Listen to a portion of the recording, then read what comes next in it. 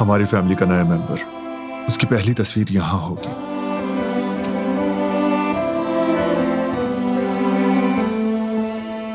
और वो तस्वीरें भी जब वो हमारी गोद में होगा।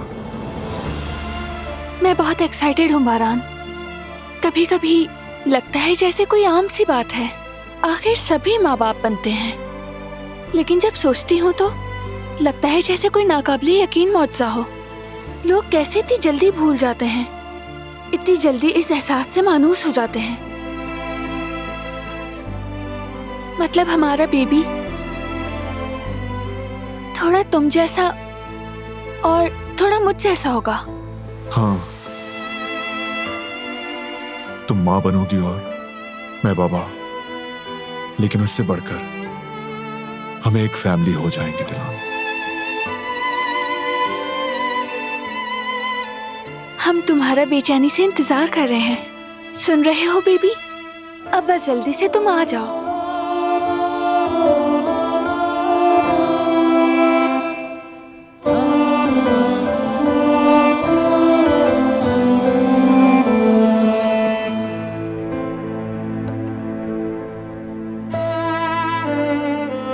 क्या सोच रही हो? यतीम बच्चों के बारे में। विजिट तो अच्छा रहा था ना? बहुत अच्छा। तुमने जो इदारा बनाया बहुत अच्छा और बहुत अहम कदम था बारान। तो फिर क्या मसला है? जब से उन बच्चों को देखकर आई हूँ वो मेरे जहन से नहीं जा रहे। वो मुस्कुराते तो हैं लेकिन उनकी आंखों में एक ऐसी उदासी है जो कभी नहीं जाती। मैंने उन बच्चों की आंखों में मोहब्बत की भूख देखी बारान। हम में से बहुत से लोग समझते हैं कि सिर्फ उन मासूम बच्चों के लिए बस छत, नए कपड़े और खाना दे देना काफी है। लेकिन असल चीज मोहब्बत है जो उन्हें देना भूल जाते हैं हम।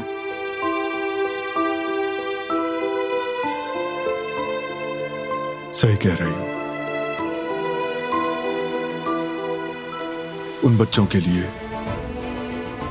शफकत का हाथ किसी भी खिलौने से कहीं ज्यादा कीमती होता है। हकीकत। बच्चा बगैर खिलौने के तो जी सकता है, लेकिन बगैर मोहब्बत के बिल्कुल नहीं जी सकता।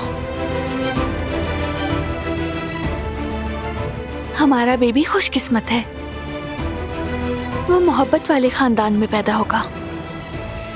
काश के हर बच्चा इतना ही खुशकिस्मत पैदा होता।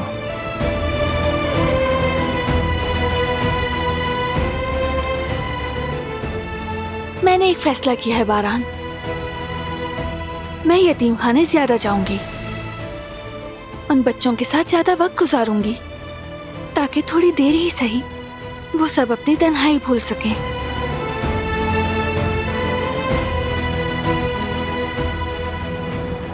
अच्छा फैसला है। मुझे तुम पे फख्र है। लेकिन तुम वहां अकेली नहीं जाओगी दिलान काराबे। मैं भी तुम्हारे साथ चलूंगा।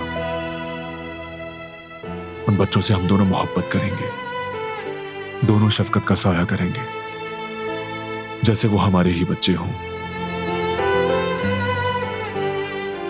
हम मिलकर कोशिश करेंगे कि उनकी तन्हाई भुला दें।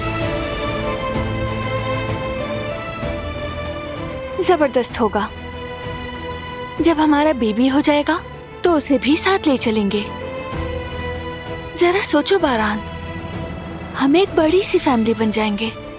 कितना अच्छा होगा ना।